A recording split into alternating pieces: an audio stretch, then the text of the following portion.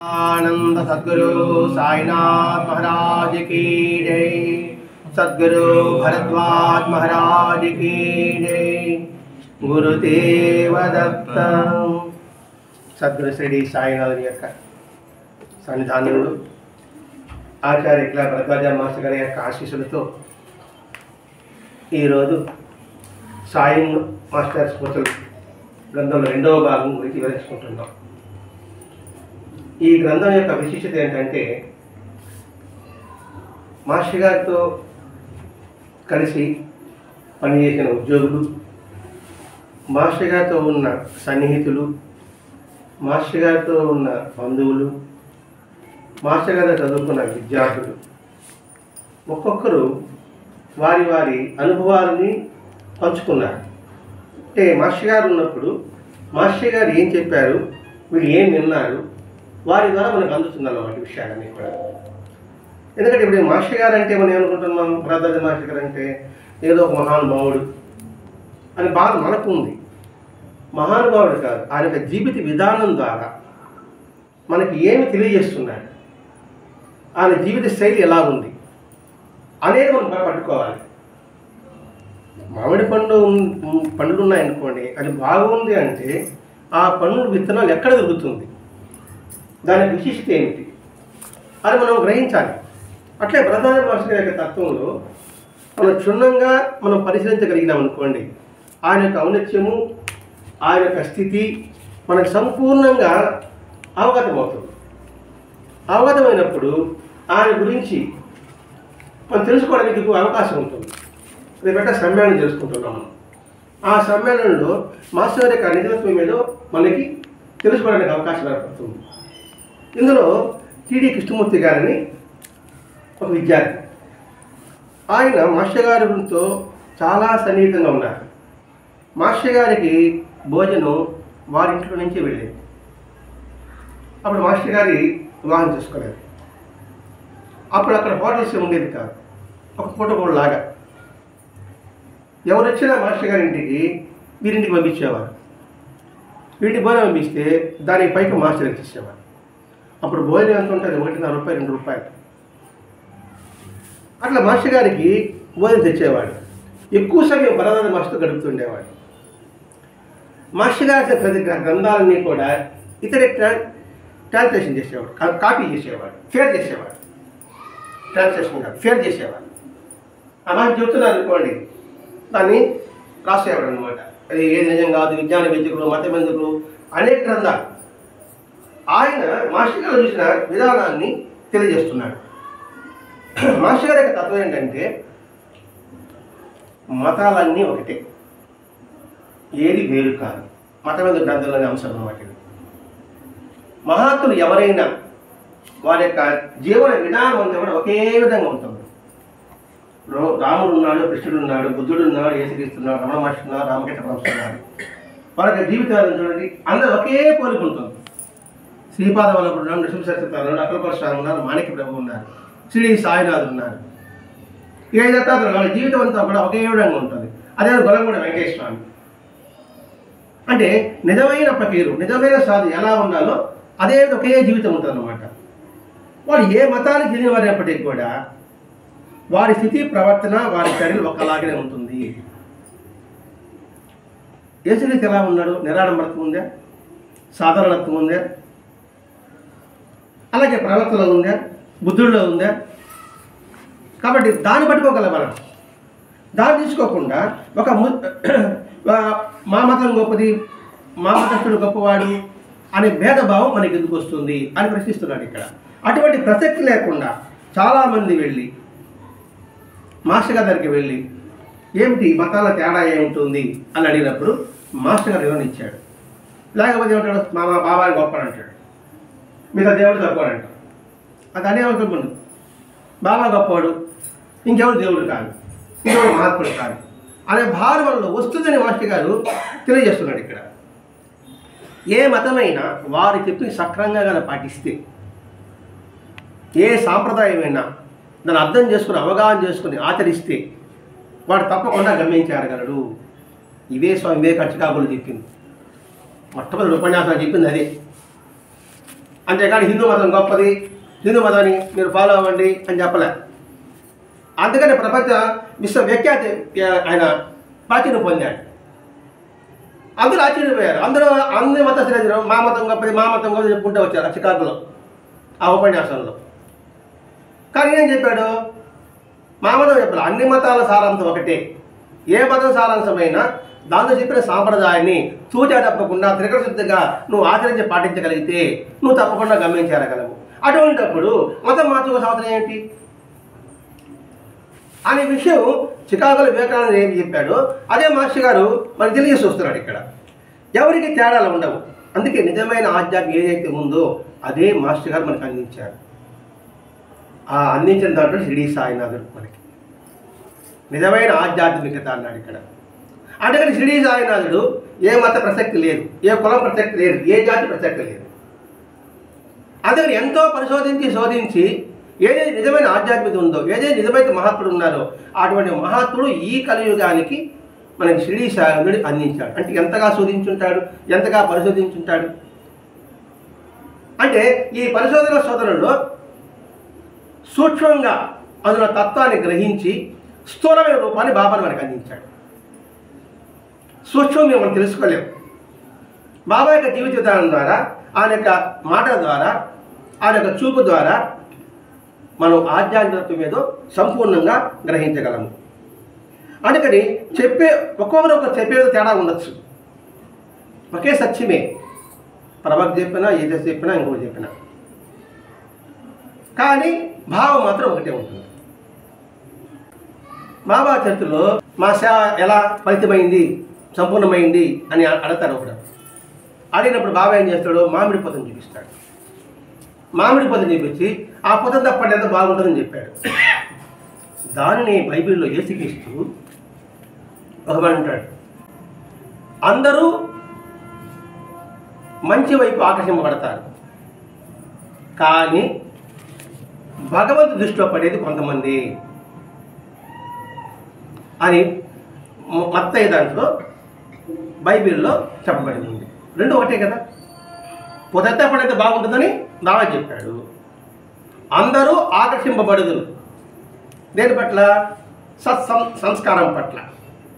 కానీ దేవుని చేత గుర్తింపబడే వాళ్ళు చాలా కొద్ది మంది అని బైబిల్లో ఆయన చెప్పిన వాక్యం. అంటే మెనీ ఆర్ పీపుల్, ఇది ఇంగ్లీష్ పదం ఉంది. అంటే ఆ ఒక్కడ మాత్రమే చేరతాడని. ఇదే భగవద్గీత కృష్ణుడు అని చెప్పాడు, కొన్ని వేల మందిలో ముముక్షుడు ఒకడు ఉంటాడు. అలా ముముక్షుడు కొన్ని వేల మందిలో ఒక జ్ఞాని ఉంటాడు. అలా వేల మంది జ్ఞానంలో ఒకడు భక్తుడు ఉంటాడు అని అవుతాడు. మాటల్లో తేడా ఉండొచ్చు, కానీ ఉన్న సత్యం ఒకటే. అది మనం గుర్తించాలి. వాళ్ళు అలా చెప్పాడు, వీళ్ళు అలా చెప్పాడంటే ఇప్పుడు జిల్లేలు కూడా కర్మ సిద్ధాంతం చెప్పలేదు. ఆ చెప్పడంతో మాత్రాన ఆమె జ్ఞాని కాదు అని అనడానికి అవకాశం లేదు అని పాలపాడ గురించి వస్తుంది. మాస్టర్ గారు జ్ఞాని, సిద్ధుడు, భక్తుడు గురించి వివరించినప్పుడు జిల్లేలు చెప్పలేదే, అదే కర్మ సిద్ధాంతం ఉందని చెప్పలేదే అంటే అప్పుడు ఆయన చెప్పిన మాట అది. కాబట్టి ఇక్కడ దానిలో మార్పే ఉన్నప్పుడు మతాల మధ్య విభేదన తాగుండదు. అంటే ఏకం సత్ విప్రా బహుదా వదంతి, సత్యం ఒకటే అనేక మంది వివరించారు. అలాగే మనం ఆ వేదాల్లో ఉన్నది, ఉపనిషత్తులో ఉన్నది, అష్టాదశ పురాణంలో ఉన్నది, భగవద్గీతలో ఉన్నది అన్నీ కూడా ఆ సారాంశం అంతా కూడా బాబా జీవితంలో మనకు కనిపిస్తుంది. ఇప్పుడు బాబా చెప్పినా ఒకటే, ఆ వేదాలు చెప్పేది ఒకటే. కానీ షిరిడి సాయి చెప్పేదంటే మనకు అందుమైన విధానంలో అర్థమయ్యే రీతిలో చెబుతున్నాడు. అలాగే మాస్టర్ గారు దగ్గరికి ఎవరైనా సరే ఎవరు ఏ ప్రశ్నించినా ప్రశ్నలకు సరిగ్గా సమాధానం చెప్పేవాడు. నా మాట చెప్తాడు, ప్రశ్నలకు సమాధానం కాదు కావాల్సింది, ప్రశ్నలకి సమాధానం కావాల్సింది. ఆ సమాధానం పుస్తకాలు ఉంటాయి, లేకుండా అట్లుంటాయి. ప్రశ్నించాలనుకోండి, పుస్తకాలు సమాధానం దొరుకుతాయి. మరి ఏంటంటే ఆ వ్యక్తి అసలు ఆ ప్రశ్న ఎందుకు వేశాడు, అతని ఉద్దేశం ఏమిటి, ఆ వ్యక్తిలో క్వశ్చన్ ద్వారా సంతృప్తి అవ్వాల్సిందేదో అది తెలుసుకొని అది చెప్పాలి. మాస్టర్ గారు తీరదండి. అంటే ప్రశ్న వేశాడనుకోండి, అతనికి సంతృప్తికరమైన సమాధానం చెప్పాలి. నువ్వు పుస్తకంలో చెప్పావు అనుకోండి, తలుపుతాడు. అడిగే అర్థం అవుతుంది. అది వాడు చదువుకుంటాడు కదా. ఇప్పుడు ప్రశ్న వేశారు, ఆ పుస్తకం ఉందని చెప్పాడు, కొంచెం చదువుకుంటాడు. చదువుకున్నా కూడా వాడికి అర్థం కాదు. వాడికి దానిని వివరణ ఇవ్వాలి. వివరణ ఇస్తే వాడు సంతృప్తి పడతాడు. అది ఎలా వస్తుంది? వెంకయ్య స్వామి అనేక మనన్నాడు, ఇదన్నాడు, అదన్నాడు, మనకేం అర్థం అవుతుంది? దానికి మాస్టర్ గారు వివరించాడు. అదేవిధంగా బాబా సూక్తుల్లో కూడా పని చేయి, దేవుణ్ణి అవతరించు, సద్గానం చదువు అన్నాడు. దాన్ని వివరించాడు. కర్మయోగం, జ్ఞానయోగం, భక్తి యోగం వివరించాడు. అలాగే బాబా కథల్లో ప్రతి ఒక్క అంశం కూడా మనం పరిశీలిస్తే అందులో భావం సరిగ్గా అర్థం కాదు.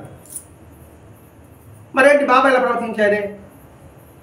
బాబా ఏం చెప్పాడు? అబద్ధం చెప్పకూడదు చెప్పాడు. ఒకడు వస్తాడు, బాబా నాకు సహాయం చేయమని. లేదు బొమ్మరా అంటాడు. ఏంటి బాబా లేదు బొమ్మన్నాడే? షాప్ డబ్బులు లేదు కానీ జేబుల్లో, మరి నువ్వు ఎందుకు ఇవ్వలేదు? మరి అందరూ అబద్ధం చెప్తాను, నువ్వు అబద్ధం చెప్పావే అంటే దాని కోసం ఎందుకు రాస్తుంది చూడండి. అతను ఏమైనా తినేస్తరం కాదు, అది ద్వారం చేసుకుంటాడు. లేకపోతే అది కానీ వివరణ ఇవ్వలేదు లేదనుకోండి, మనం ఏమంటాం? ఒక బాబా కూడా అబద్ధం చెప్పాడు అనిపిస్తుంది. అందుకని ప్రశ్న వేసేవాడు, క్షమా ప్రశ్న వేశాడు, వాడికి అర్థమయ్యేలో బాబా చెప్పాడే లేదా. కాబట్టి ఇక్కడ శ్రద్ధతో, నిదానంగా శ్రద్ధతో కూడిన అలా చెప్పితే ఆ సమాధానం విన్నవాడు ప్రశ్న వేసేటప్పుడు ఆలోచించి ప్రశ్న వేస్తాడు. మన జీవితంలో లేదండి, ఏ విషయంలో అయినా సరే క్షుణ్ణంగా ప్రశ్నించు, పరిశోధించు, పరిశీలించు, సమాధానం తెలుసుకో. లేకపోతే ఇవన్నీ కూడా ఈ ఆచారాలన్నీ కూడా మూఢాచారాల కింద అయిపోతుంది. ఇది పని పాట లేకుండా చేసుకునే భావన ఉంటుంది. ఇప్పుడు సత్సంగం ఎందుకు చేసుకుందాము అంటే ఏం ఉపయోగం? ఏం చెప్తారు దానికి? మనలోని మళ్ళీ సంస్కారాన్ని తొలగించుకోవడానికి ఇది ఒక ఆలంబనం. అది దానికి వివరించామనుకోండి, తొలగించుకుంటే ఏమవుతుంది? పాపం నశిస్తుంది, పుణ్యం పెరుగుతుంది. పుణ్యం అంటే ఏమొస్తుంది?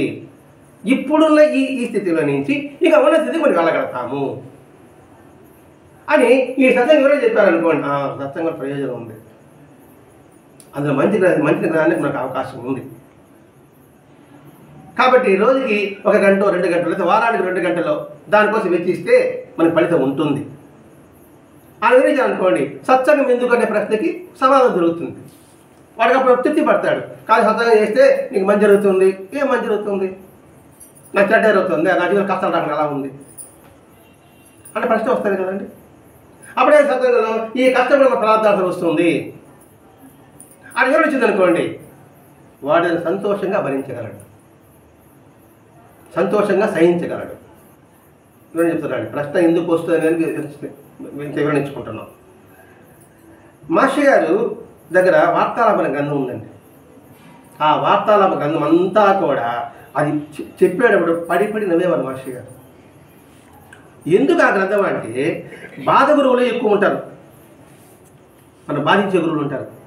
వాడి గురువులు ఇబ్బంది పెట్టేవిగా ఉంటాయి. ఏది? ఆ వార్తాలాపంలోది. అది కానీ చదివినామంటే మనం ఉంటారు నకిలీ గురువులు, బాధ గురువులు ఉంటారే, వాళ్ళకి గొంతులు వెనక్కాయ పడతాయి. అందుకని వార్తాలాపం చదవకుండా దాటేస్తున్నారు. కానీ మాస్టర్ దాన్ని స్పష్టంగా చెప్పేవాడు. అంటే బాధ గురువులు ఒకరు ఉంటారు, బోధ గురువులు ఒకరు ఉంటారు, సూచక గురువు ఒకరు ఉంటారు, వాక్య గురువు ఒకరు ఉంటారు, పరమ గురువులు ఒకరు ఉంటారు. ఈ బోధ గురువుల గురించి మనం ప్రబోధ వివరించుకున్నాం, నిర్ణయం వివరించుకున్నాం. వాడి సత్యాన్ని తెలుసుకోడు, తెలుసుకునే వాడిని తెలుసుకోనీడు. అటువంటి బాధ గురించి చెప్తూ ఉన్నాడు. ఒక బాధ గురు ఉన్నాడంట. అప్పుడు ఆడంబరంగా మన పల్లకిని ఊరేగుతా పోతానంట. పల్లకిని ఊరేగిపోతా, పల్లకిలకి పూలు మామిడి కడతారు కదా, అది మోసుకొని ఉంటే ఒక ఒంటి ఆకుని పట్టుకున్నాడు తినడానికి పట్టుకుంటే ఆ ఒంటికి మెడకి ఒక దారం కట్టుకున్నది. దారం పట్టుకుంటే భయం వేసింది కదా, భయం వేస్తే పల్లకితో లాక్కొని పోతాము.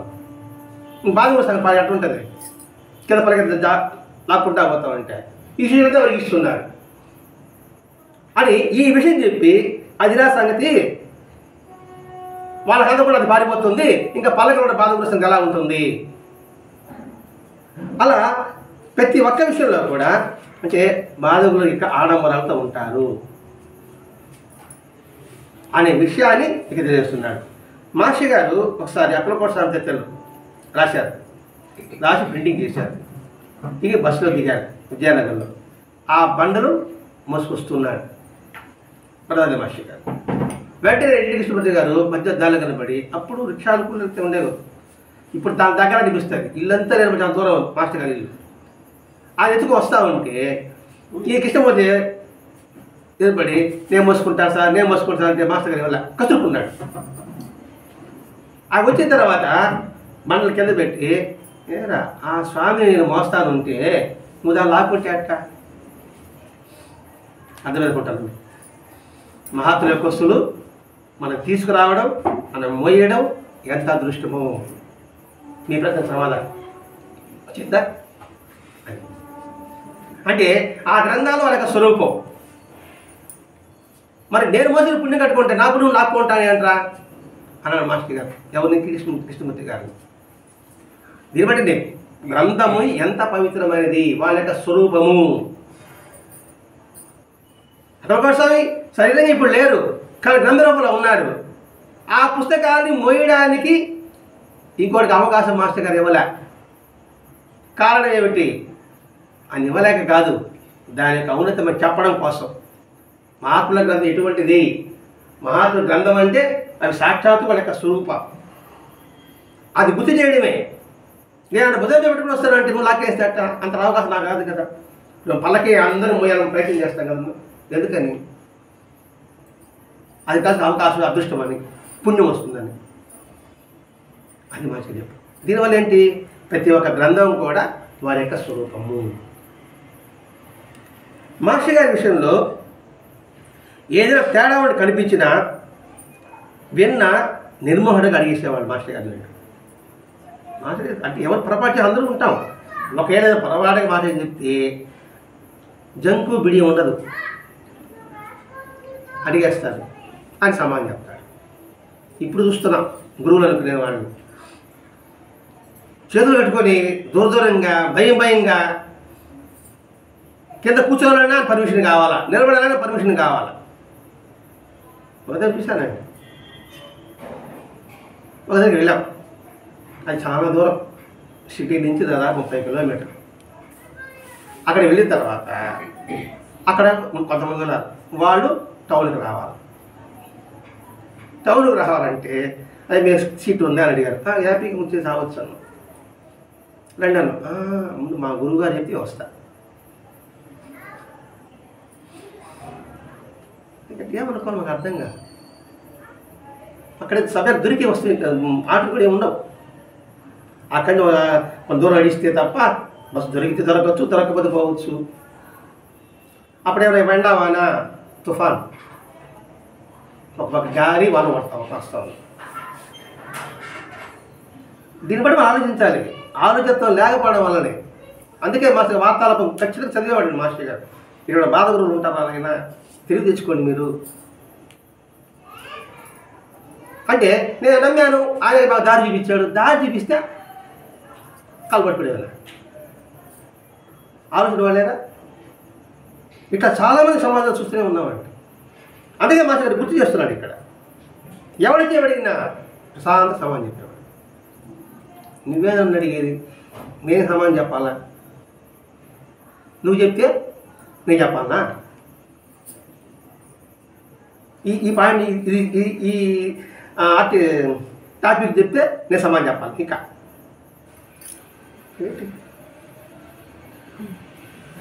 వినదేమో ఎవరు నవ్వినా అని ఎన్నిసార్లు చెప్పుకుంటాను సత్సంగంలో.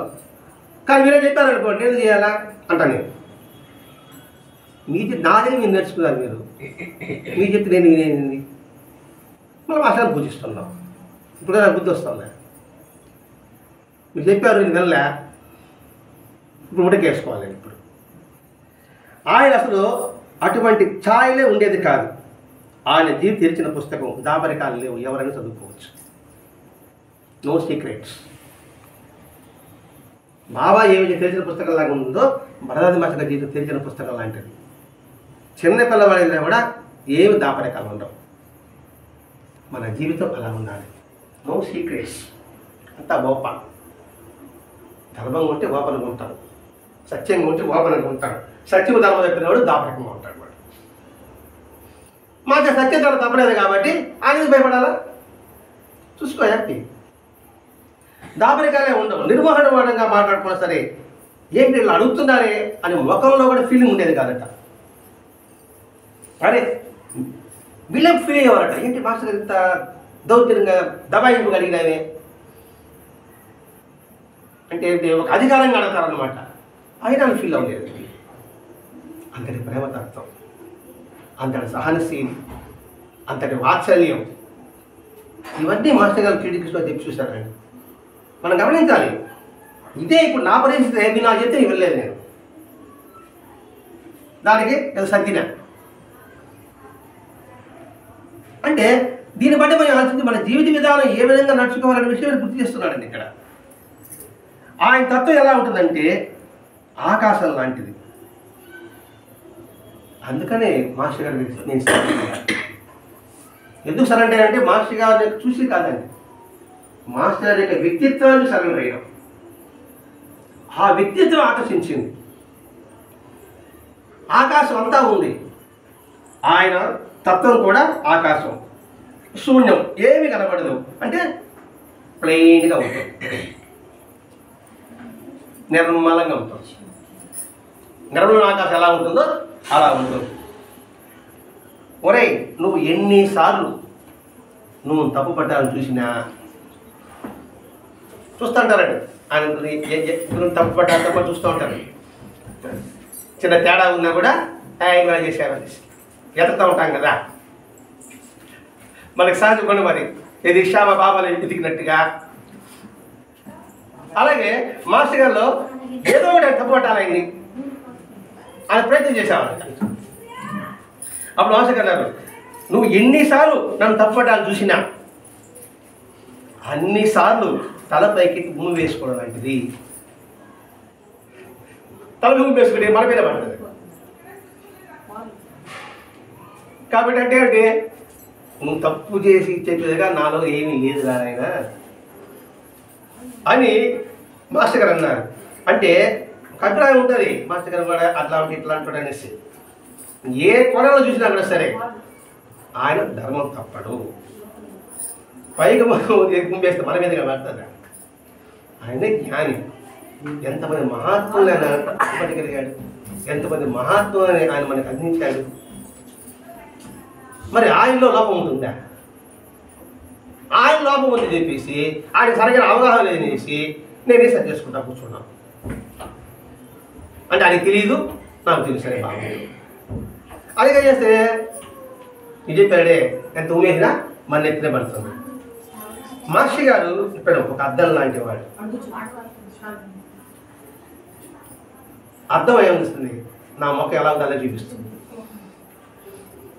నా మొక్క మచ్చ ఉంటే మచ్చ చూపిస్తుంది, మచ్చ లేకపోతే మచ్చ లాగా చూపిస్తుంది. కాబట్టి చూసే దృష్టిని బట్టి మీకు మాస్టర్ గారు అర్థమవుతున్నాడు, అదే భగవంతుడు అర్థమవుతున్నాడు. భగవంతుడు అర్థం లాంటి వాడు అంతే. అందుకే సమాజం అర్థం లాంటిది. మనం ఎలా ఉన్నో చెప్తుంది సమాజం. అర్థం మరి ఎలా ఉన్నో సమాజం చెప్తుంది. అంతేగాని నాకు నేను నిధులు తగ్గించుకొని నాకు నేను మాలేసుకొని పక్కవాళ్ళు అనుకుంటే ఎలా అవుతుంది? నేను ఎలా ఉండాలి ఎదుటి వాడు చెప్పాలి. నా గొప్పతనం నేను చెప్పుకోవడం ఏంటి? నా మత నాకు కనబడుతుందా? నా మత నాకు కనబడినప్పుడు నా గొప్పతనం ఎలా చెప్పుకుంటాను? నా మత మీరు చూపిస్తారు, నా గొప్పతనం మీకు తెలుస్తాం. కానీ మాస్టర్ గారు అద్దం లాంటి వాడు. అంత స్వచ్ఛంగా ఉండేది. ఎవరి చేత ఐహికంగా ఆయన ప్రభావితం చేయబడలేదు. ఎవరి చేత అంటేనండి కనకం, స్త్రీ, ఏ విషయంలో సరే, అధికారం, కీర్తి, ఏది కూడా మాస్టర్ గారిని ప్రభావితం చేయలేదు.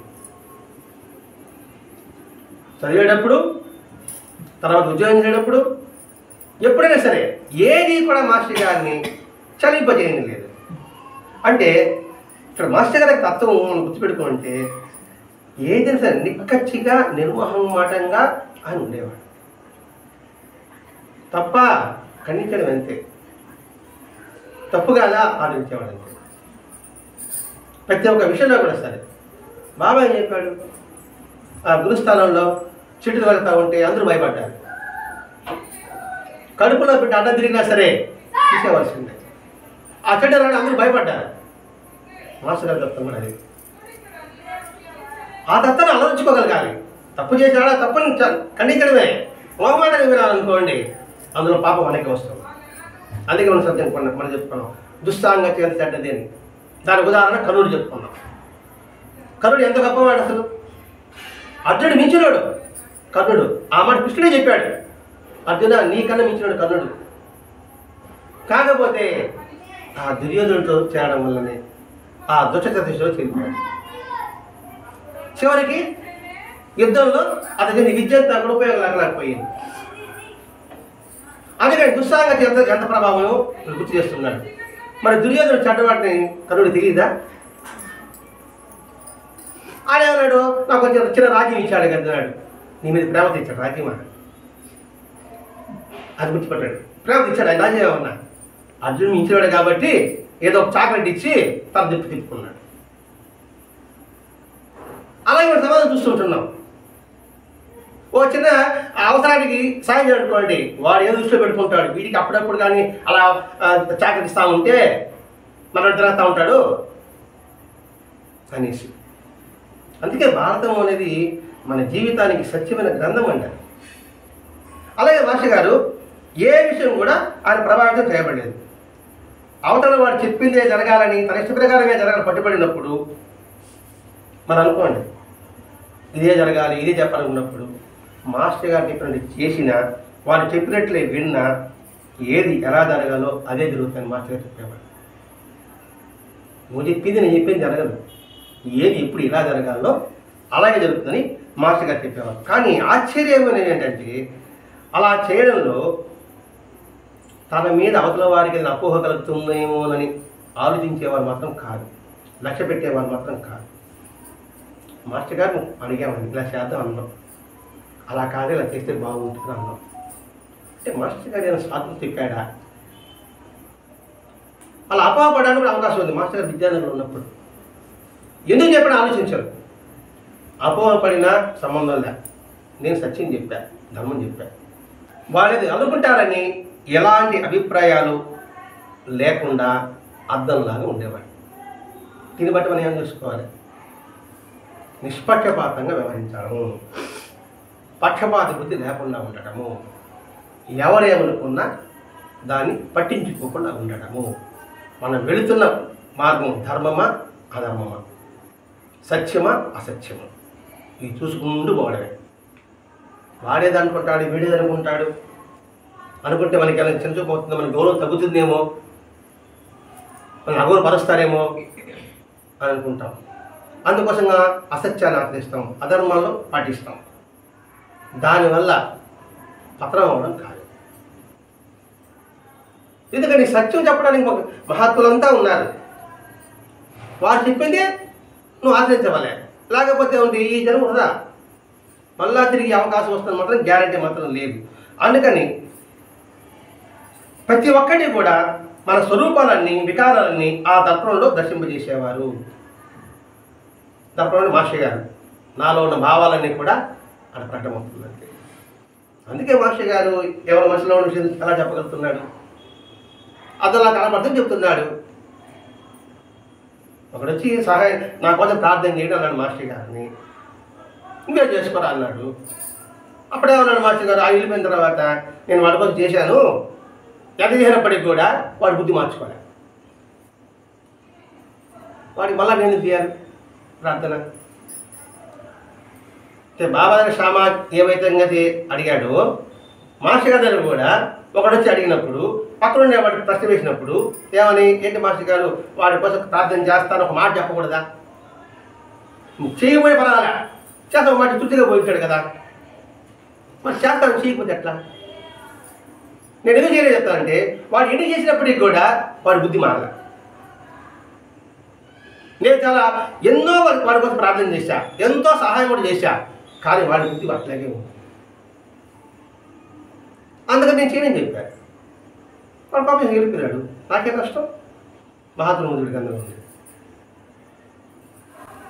అంటే ఇవన్నీ మనం పాటించవాలండి. మన జీవితంలో, మన సమాజంలో ఇవన్నీ జరుగుతూ ఉంటుంది. ఎలా నడుచుకోవాలనే విషయమే మాస్టర్ చెప్తున్నాడు. ఒకసారి టీడీ కృష్ణమూర్తి గారు, భగవంతుడు ఉన్నాడా, ఉన్నాం, ఎందుకు ఒప్పుకోవాల్సి అవసరం ఏముంది, ఆదర్శంగా జీవి సరిపోతుంది కదా, ఎందుకు దేవుడికి టెంకాయలు పెట్టడం, నేను నీతిగా ధర్మం ఉంటే సరిపోతుంది కదా అని టీడీ కృష్ణమూర్తి గారు మాస్టర్ గారిని అడిగారు. తప్పకుండా సరిపోతుంది, కానీ దానిని నువ్వు త్రికరణ శుద్ధిగా చేయగలవా? అంటే మనం చేసే సమాజ ఏదైనా కావచ్చుగా, నువ్వు త్రికరణ శుద్ధిగా చేయగలవా? మరి అలాంటప్పుడు ఇవన్నీ ఎందుకు సార్, సరిపోతుంది చెప్పాడు కదా, అలాంటప్పుడు ఈ పూజలు ఎందుకు సార్ అన్నాడు. అప్పుడు ఉత్తమ వ్యక్తి అంటే అభిప్రాయం ఏమిటి? మళ్ళీ ఆయనకు వస్తాడు, భగవంతుడు ఉన్నాడా తెలుసుకోవడం ఎందుకు, ఈ పూజలు ఎందుకు, ఈ పురస్కారం ఎందుకు, మన నీతిగా ధర్మం సరిపోతుంది కదా అని అడిగాడు కృష్ణమూర్తి గారు. సరిపోతుందని మాస్టర్ గారు చెప్పారు. అటువంటిప్పుడు మరి ఈ పూజలో సత్యం కాదు ఎందుకు అని కృష్ణమూర్తి గారు ప్రశ్న వేశాడు. వెంటనే మాస్టర్ గారు అంటున్నారు, ఉత్తమ వ్యక్తి అంటే ఏమిటి నీ అభిప్రాయం? ఉత్తమ వ్యక్తి అంటే ఏంటి నీ అభిప్రాయం? సాటి మానవుడు తను ఎలా చూడాలనుకుంటాడో అలా తమ సాటి వారిని చూడగలడు సామర్థ్యం కలవాడు. అంటే ఇతరులకు నీకు ఏం చేయాలనుకుంటావో అది ఇతరులకు నువ్వు చెయ్యి, ఇతరులకు ఏం చేయకూడదు అనుకుంటావో అది నువ్వు చేయకూడదు. అంటే ఆపదేకం లేదు, ఆయన చెప్పిన వాక్యాలు అదే అనమాట. అలా చేసుకుంటే సరిపోతుంది కదా. ఎలా చేయగలడు? మళ్ళా ప్రశ్న మాస్టర్ గారు ఇస్తాడు. అర్థమైన సార్ మీకు ఉన్నతమైన వ్యక్తి అంటే అభిప్రాయం ఏమిటి? అది గేసుగిద్దని చెప్పుకుంటున్నాం.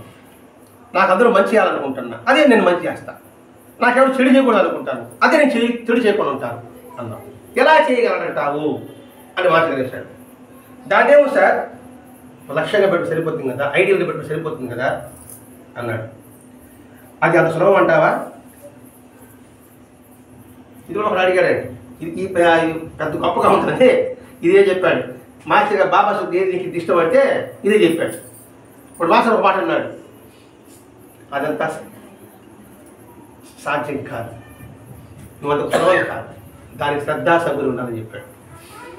అది చెప్పతాడు ఈయన శ్రీకృష్ణపోతాడు కూడా. అలా చేయగలంటావు అన్నాడు. మరి ఐడియా కూడా సరిపోద్ది అన్నాడు. అది అంత సులభంగా అన్నాడు. నేల దించి కాలు లేపాలి. మాస్టర్ ఎగ్జామ్ చెప్తున్నాడు. లేపాలి అంటే ఏం చేస్తాం? లేస్తాం, ప్రయత్నం చేస్తాం, మళ్ళీ కింద పడతాం. మరి కింద పడకుండాలంటే, పైన కాలు ఉంచుకోవాలంటే అంతగా ఎత్తులో ఉన్న ఉద్యోగాలు పట్టుకోవాలి. సమాజ్ చేస్తున్నాను అనుకోండి, చేస్తాం, మళ్ళీ కింద పడతాం. ఎలా కింద పడతాం చెప్పబోతాడు. ఆ దూలం కావాలి. అది లేకపోతే నువ్వు కింద పడిపోతావు. అందుకని అలా ఐడియల్గా సమాజం ఉన్న మహాత్ములని పట్టుకుంటే కాస్తో కూస్తో నువ్వు చెప్పిన ఆదర్శవంత జీవితాన్ని గడపడానికి వీలవుతుంది. లేకపోతే ఏమవుతుంది? నేను చేశాను అహంకారం ఒకటి వస్తుంది. రెండవది, దాంట్లో పక్కన పెడదాం, నేను మంచి సహాయం చేస్తానే ఉన్నా, వాడు ఎదుటి వాళ్ళు కాస్త తేడా వచ్చిందనుకోండి, నా మనసులో ద్వేషం లేకుండా ఉండగలుగుతానా? అర్థమైన వేసుకుంటాను. సర్వీస్ చేస్తున్నా, అది ఏమవుద్దు, సమాచారం అంతా చేస్తున్నా. అంత సమాచారం చేస్తున్నప్పుడు ఎవడో ఒకడు కావాలని లాగేసాడు అనుకోండి, నేను మనసులో పైకి కాదండి, పైగా అంత ప్రాంత అంత బాబాదే అంటా, నేను మనసులో కూడా ఇంత చేసినప్పటికీ కష్టపడినప్పుడు కూడా వాడిని మాట అన్నాడే అని అనుకోకుండా ఉండగలనా? అలా అనుకోకుండా ఉండగలిగితే ఉన్నతమైన వ్యక్తి. ఊరికే నేను సహాయం చేస్తాను సరిపోతుంది అనుకుంటారా? మరి ఎవరు పట్టుకోవాలి? అటువంటి ఉండగల మహాత్ములు పట్టుకో, ఆ దూరాన్ని పట్టుకో, కాళ్ళు పైకే ఉంటాయి, కింద పడం. అంటే ఉన్న స్థాయిలోకే ఉంటాం, కింద పడం.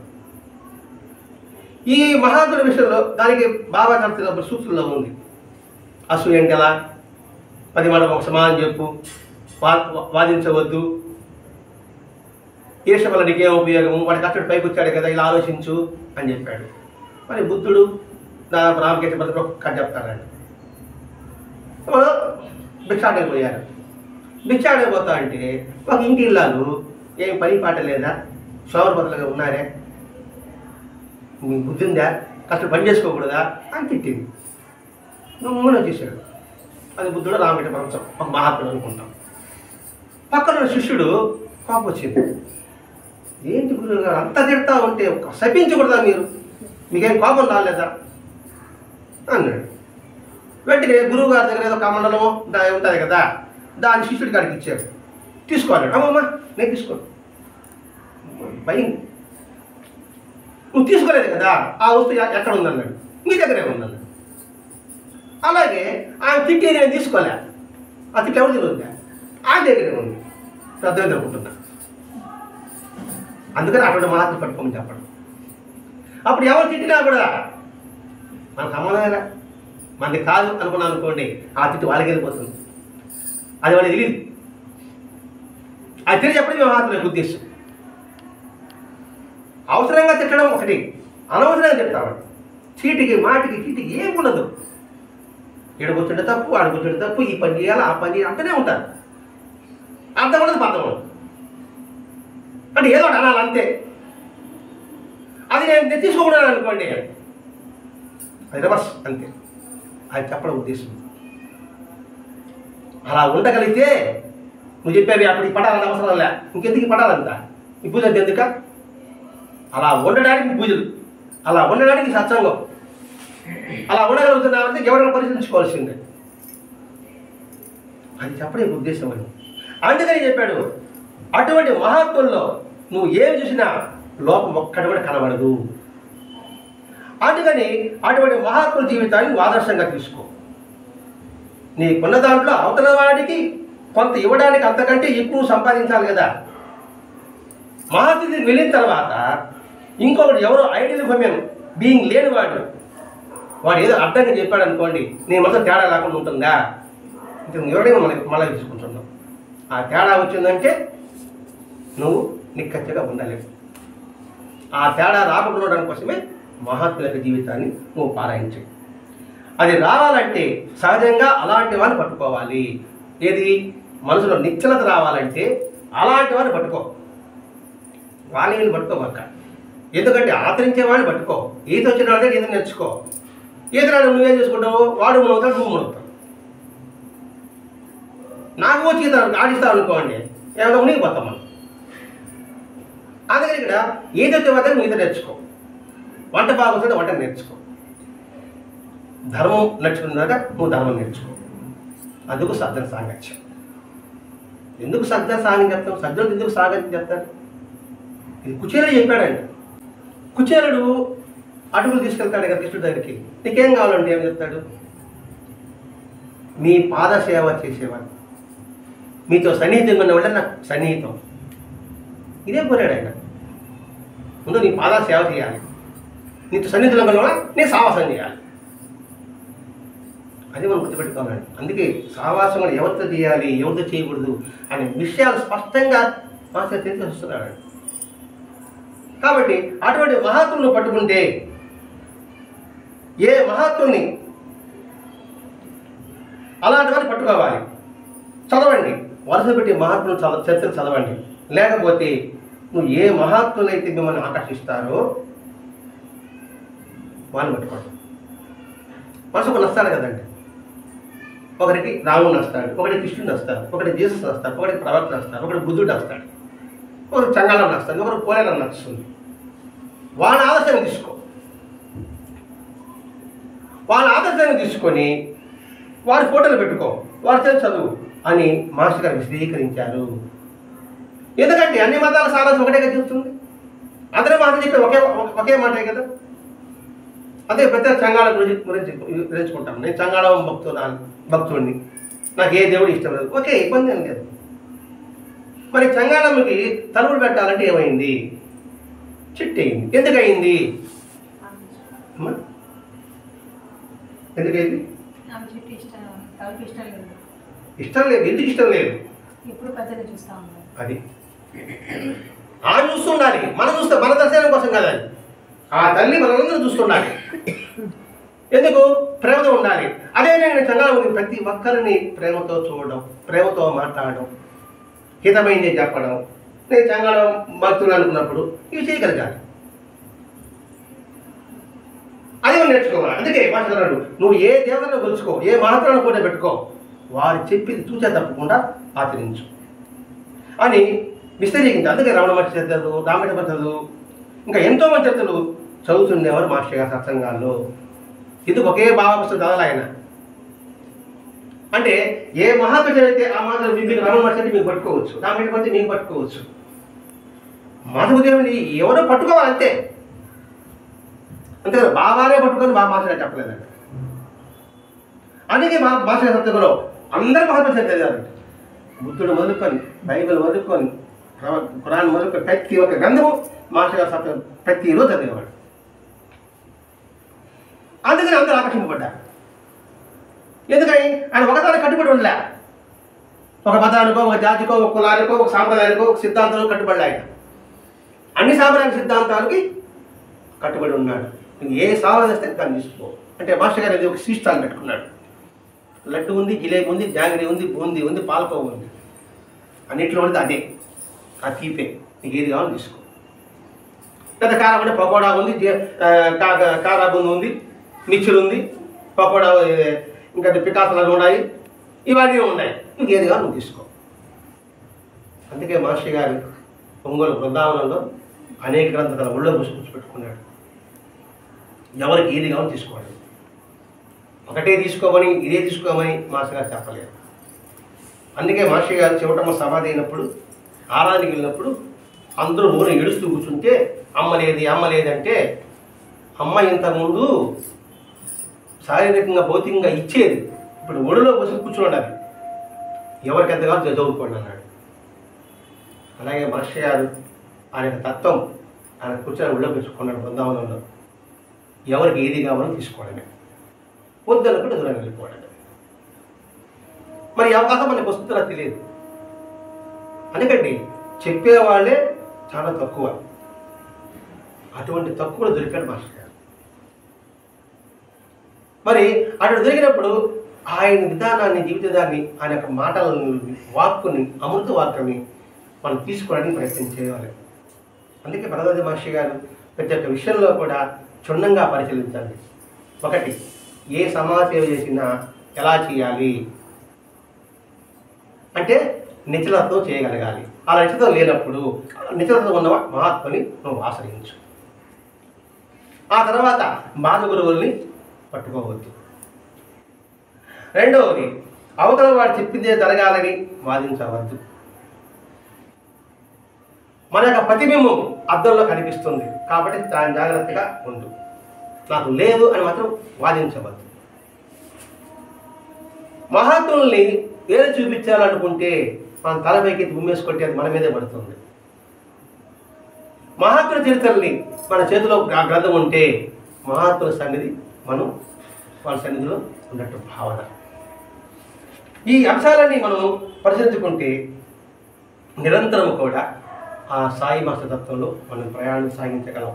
అందుకే సోమ సూర్య లోచనుడు. సోమ అంటే శాంతి, సూర్యుడు అంటే జ్ఞానం, లోచనం అంటే కళ్ళు. జ్ఞానము, శాంతి రెండింటి యొక్క స్వరూపమే అర్థంగా మాస్టర్. అది ఈ సాయి భాస్కర్లో రెండవ భాగంలో టి కృష్ణమూర్తి గారి ద్వారా మనకు అందింపబడిన గొప్ప సారాంశం, సందేశం, ఉపదేశం కూడా. ఈ మార్గంలో మనమందరం పయనిస్తూ సాయి మాస్టర్ తృప్తికరమితిలో మనం జీవిద్దాం. స్వస్తి. శ్రీ సచ్చిదానంద సద్గురు సాయినాథ్ మహారాజ్ की जय. सद्गुरु भरद्वाज महाराज की जय. गुरुदेव दत्त.